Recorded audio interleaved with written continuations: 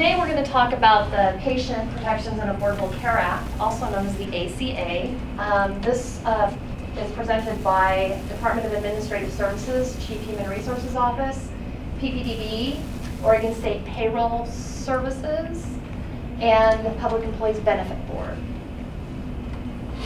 The agenda for today, we'll talk a little bit about what is the ACA, or the Affordable Care Act, the Chief Human Resource Office's new policy and process related to the ACA, PPDB, new codes and data entry processes, Oregon State Payroll Services, the new ACA Hours Query and Datamart, and PEB will talk about the new OAR's payment processes and benefit packages. To begin with, we'll talk a little bit about what is the ACA. The ACA is federal law. Final regulations were adopted on the 2nd of February of this year. Many of the provisions impacting health insurance and individual and employer responsibilities. It establishes a timeline for implementation and reporting over several years. It establishes penalties for failure to comply at individual and employer levels. Overall, the state of Oregon has more generous benefit offerings than is required by the law, with a few exceptions. And it requires employers to offer minimum value benefits to full-time employees, 30 plus hours a week or more. The new policy 50.070.01 was simultaneously adopted and put out for comment through December of 2014. The new policy defines numerous ACA terms and requirements. The policy applies to all state of Oregon agencies. Please note the DOJ is still evaluating this, but for now we're assuming that all agencies are covered under the ACA as the state of Oregon. And it may impact agency practices around temporary employee hiring and leave without pay. The policy defines several terms. Employee definitions include an ongoing employee. An ongoing employee is an employee who has been employed in state service for at least one complete standard measurement period. A new employee is an employee who has not been employed in state service for at least one standard measurement period. A variable hour employee is an employee if, based on the facts and circumstances at the time of hire, the agency cannot determine whether the employee is reasonably expected to be employed on average at least 30 hours per week during their initial measurement period because the employee's hours are variable or otherwise uncertain. An example of this would be a DOJ law clerk who one week may be working 10 hours, the next week may be working 15, and then maybe 30. That would be considered a variable hour employee because the hours vary and are uncertain at the time of hire.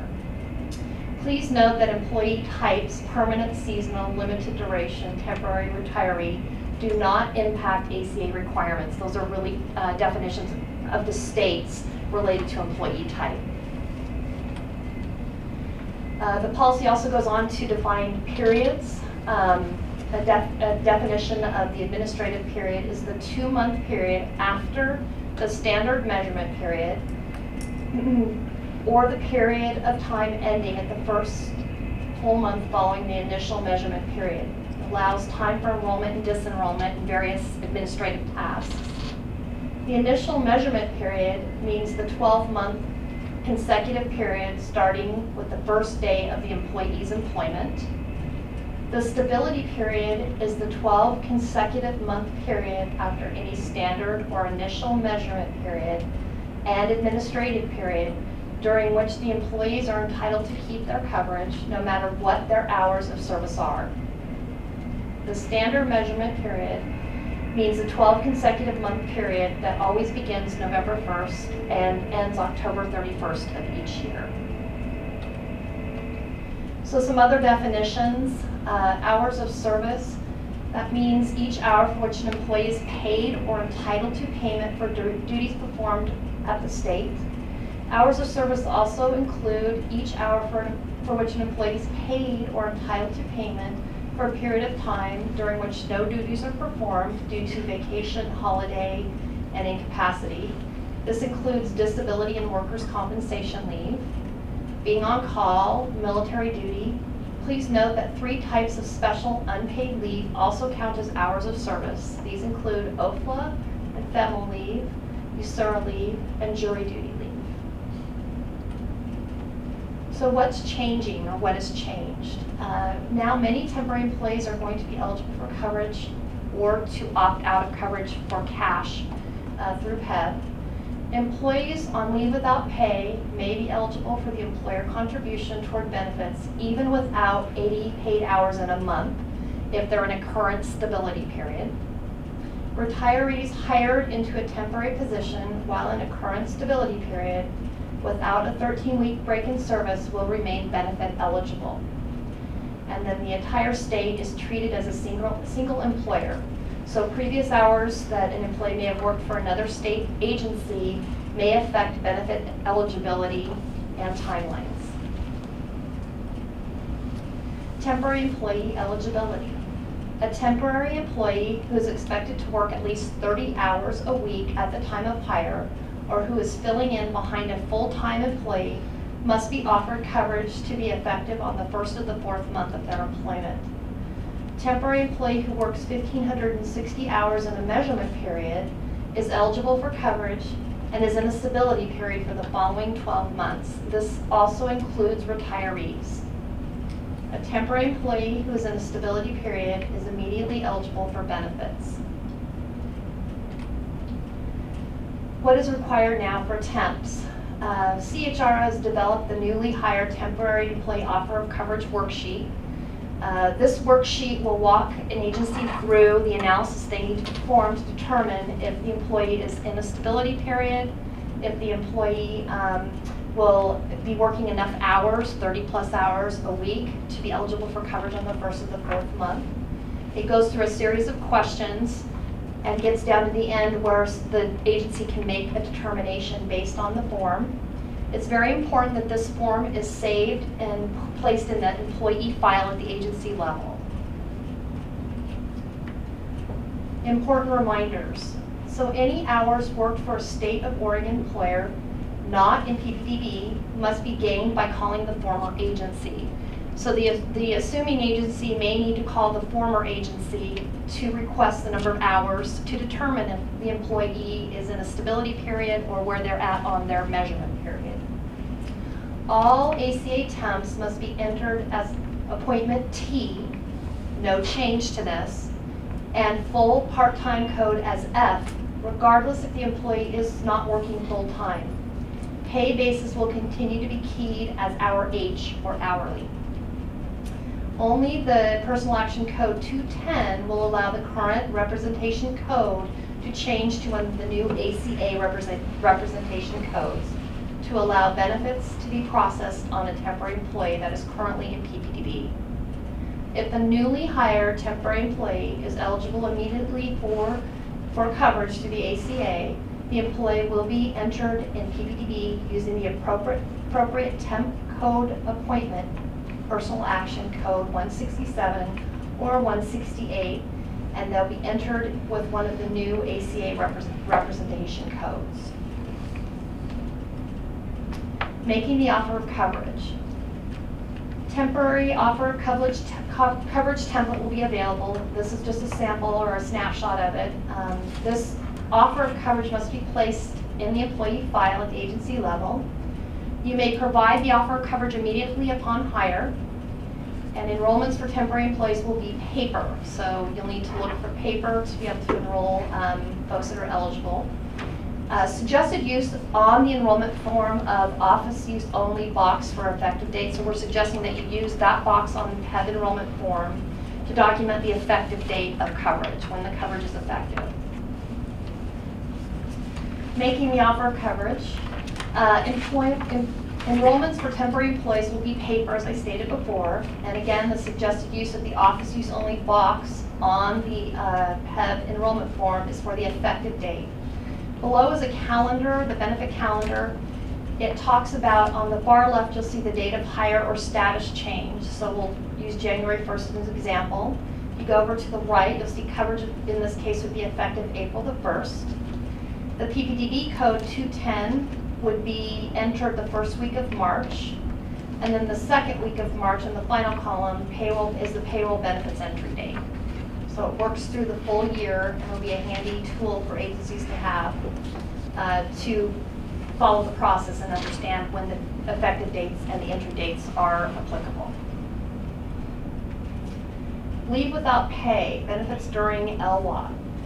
Any employees in a stability period is eligible for employer contribution to premiums during leave without pay. The 80-hour rule does not apply during leave without pay when an employee is in a current stability period. And COBRA does not apply until the end of that stability period. Reminder, anytime you would have normally required 80 hours to pay benefits and or offered COBRA, you need to stop and check for stability period first. Stability period equals the employer pays portion of the premium. This is very important, and agencies will want to take a step back when they have somebody in this situation and look and analyze the situation to determine if they're in a stability period. The 80-hour rule in COBRA. The 80-hour rule does not apply in a stability period. For temporary, permanent, part-time, everyone basically that's in a stability period. COBRA is offered to all employees who terminate coverage. However, if an employee has no longer paid hours, no regular paid hours, and is in a stability period, there is no need to offer COBRA in this situation. Always check for a stability period before requiring 80 hours or not paying insurance. This again is very, very important. Implementation timeline is a process. All PPDB temps who were employed during the first standard measurement period, which was from November 1st of 2013 through October 31st of 2014. Chief Human Resources Office sent all initial offers of coverage. Agencies have received lists and copies for the personnel files at the agency level. CHRO will receive enrollments and review for completion. We will scan a copy and send to PEB and the agency. DAS, EHRS, HR systems will do the personal action code change in PPDB for this first go around, and PEB will do that data entry for the benefits for this group. So all PPDB temps hired November 1st through December 31st of 2014, so November 1st of 2014 through December 31st of 2014, Chief Human Resources Office will contact the agency and work through the worksheet that I mentioned before, the offer of coverage worksheet. The agency will do the subsequent PPDB and PEB data entry, and the agency will communicate with the temporary employees. All PPDB temps hired January 1st of 2015 and forward, the agency is responsible for completing the worksheet, the offer of coverage worksheet, and ensuring all offers of coverage and data entry is complete.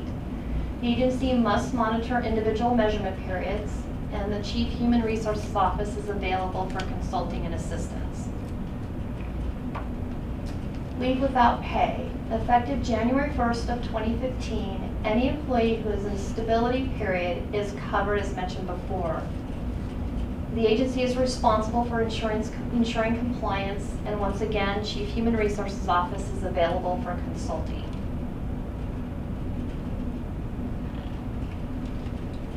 I'm going to be covering a little bit on the PPDB side of it. Some of it was mentioned a little earlier on the reminder section. All ACA temp employees will be entered as appointment type T, which is what we currently do today, and they will be full-time. So part full-time code will automatically be assigned an F when that new representation code is entered into the system. And pay basis will continue to be the hourly rate. PA code 210 will allow the current representation code to change to one of the new ACA representation codes, which you'll notice in that last bullet, the new ones that were created for this process. So the 210 will actually let you go ahead and make that change. If a new employee is hired, new temporary employee is hired and they're eligible immediately, you will be able to just process that new representation code with PA code 167 or 168, which is your regular temp or your retiree. Also, PPDB will be putting instructions out there on our website under DAS Enterprise Human Resource Services Division's website that would kind of show this new process with the new PA code. Also, if you do have any questions during the process when you're trying to enter into PPDB, you can email group PPDB as you do today. And then again, these are the new ACA representation codes that we created, and it also shows what the new benefit code is. They're basically the same as what you see today or use today, other than you'll notice the Q is added to the representation code, which basically it indicates an ACA eligible employee.